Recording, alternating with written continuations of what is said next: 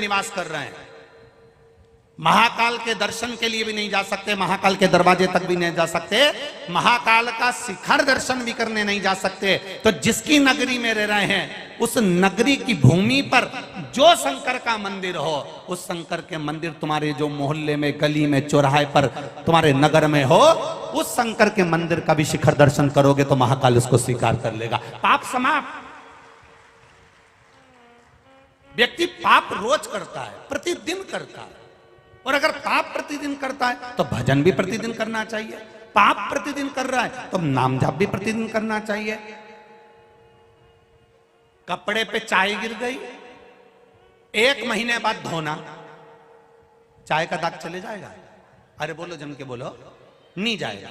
कपड़े पे चाय गिरी और तुरंत तुमने पानी का गिलास में डुबकी लगा के और उसको जोरदार धो ली ना, तो पानी का दाग रह जाएगा, पर चाय का दाग नहीं रहेगा। चाय का दाग उसी समय छूट जाएगा। कॉफी का दाग रह गया, 15 दिन बाद धोना, दाग रह जाएगा।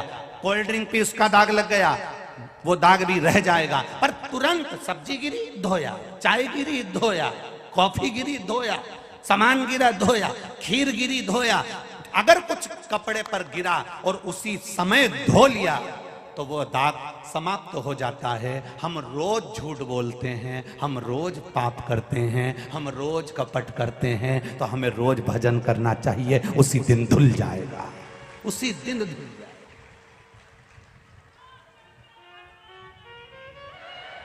हमारा पाप उसी दिन हमको धोना है।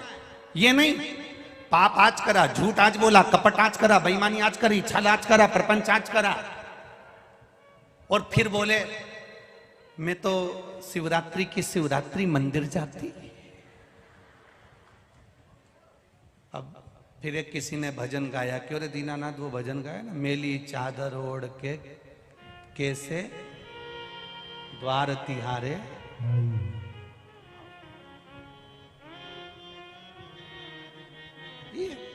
इतना दाग लग गया कि वो अब छूटे कैसे? क्यों?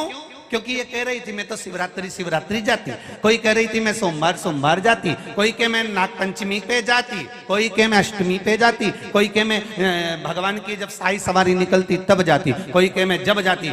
जरा विचार करिएगा, स्मरण करिएगा, अपने भीतर बुद्धि में उतारिएगा।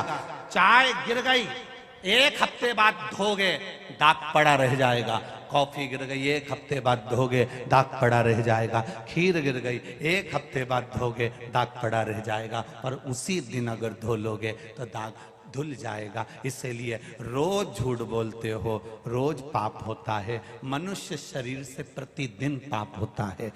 श्रीमद् भागवत में तो 4 स्थान पाप के बता दिए।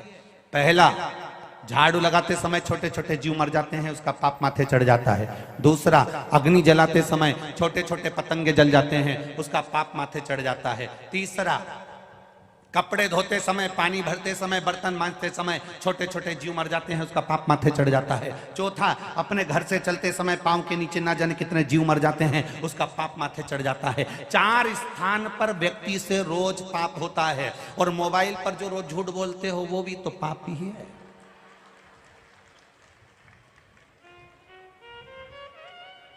जरा जरा सी बात में हम झूठ कर रहे हैं। दुकान पर बैठकर एक की चीज 4 में बेच रहे हैं, ये भी तो पाप ही है। हम नित्य प्रति पाप कर्म में झूठे डूबे हुए हैं। किसी के साथ छल कर दिया, किसी के साथ बेईमानी कर दी, किसी को गाली दे दी, किसी को अपशब्द कर दिया, किसी का अपमान कर दिया, किसी को नीचा दिखा दिया। रोज का तो पाप कर रहे हैं। अगर हम रोज का पाप कर रहे हैं तो हमें रोज प्रतिदिन शिव महापुराण की कथा को सुनकर वो पाप को धो देना चाहिए। प्रतिदिन धो दो, रोज का रोज धो।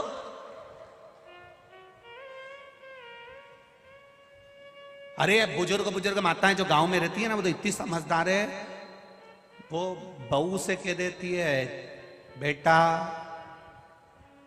बेलन के धोके रख दीजो। तो बहू के मम्मी कल भी तो रोटी बनेगी, तो रोज रोज बेलन काहे को धोना, आटा चिपक जाएगा तो रोटी फटी जाए। आटा चिपका और बेलन से तुमने बेला और बेला तो रोटी फट गई। रोटी बेकार हो गई। फिर वो बिलाई नहीं, चकोटी नहीं धोके रखो तो चकोटी, तवा को नहीं धोके रखो तो तवा। रोज का रोज धोगे तो रोज रोटी बनेगी तो वो बेकार नहीं होगी। रोज का रोज धोगे तो रोज रोटी बनेगी तो वो फटेगी नहीं। और रोज का रोज अगर दूध का बर्तन धोकर रखोगे, रोज का धोकर रखोगे, तो उसमें रखने वाला रोज का दूध कभी फटेगा नहीं, ये निश्चित है। रोज धो।